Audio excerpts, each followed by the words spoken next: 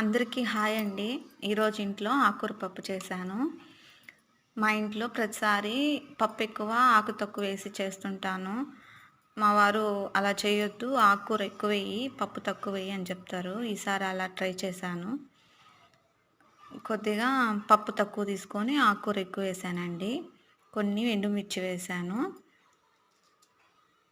టమోటాలు వేశాను. Onions cut చేసి పెట్టుకున్న ఆనియన్స్, వెల్లుల్లి మొత్తం వేసేసానండి. మామిడికాయ ముక్కలు కూడా వేసాను. బాగుంటుంది ఆకుకూర పప్పులో. మీరు కూడా ట్రై చేయండి.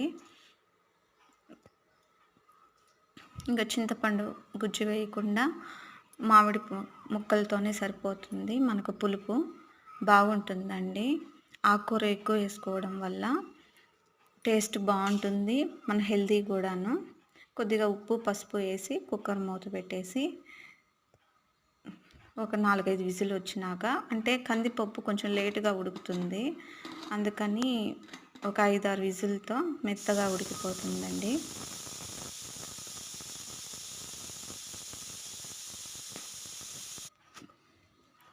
దింపేసాక పప్పు మొత్తం అలా వెనిపేసి తాలింపు పెట్టేశాను. పోపు వేసేసాను. కొద్దిగా ఆయిల్ వేసుకొని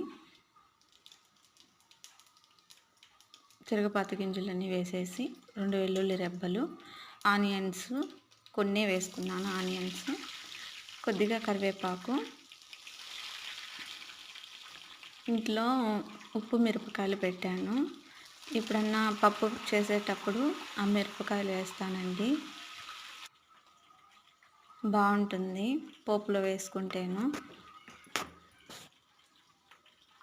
తాలింపు వేగాక మనం రుబ్బు పెట్టుకున్న పప్పులో వేసేయాలి. కొద్దిగా ఇంగువ కూడా వేయండి పోపులో, టేస్ట్ బాగుంటుంది పప్పు చేసేటప్పుడు.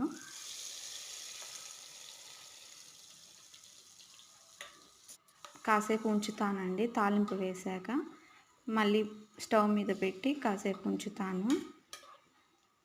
ఆకుకూర పప్పుని బాగుంటుంది. లాస్ట్లో రెడీ అయిపోయిందండి ఆకుకూర పప్పు. పప్పే కనిపించలేదు చూడండి, ఎక్కువ ఆకుకూరే కనిపిస్తుంది. మా వారికి ఇలా ఉంటేనే ఇష్టం. టేస్ట్ కూడా బాగుందండి ఆకుకూర ఎక్కువ వేసుకోవడం వల్ల.